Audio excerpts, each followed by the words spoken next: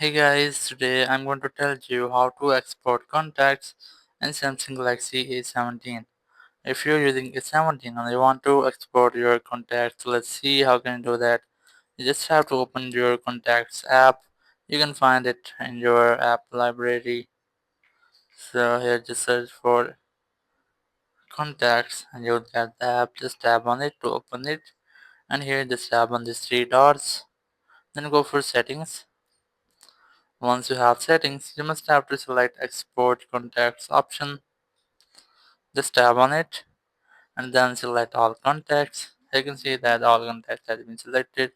You can customize it if you want, and here you must have to select where you want to export your contacts. So I'm going to select internal storage, then tap on export option, and it will export your contacts into your files app.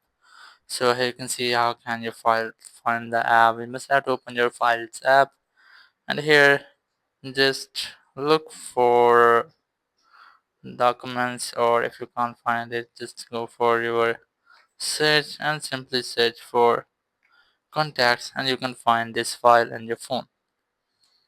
So that's how you can easily export your contacts in any Samsung phone. Thank you very much for watching the video. Until next video, bye bye.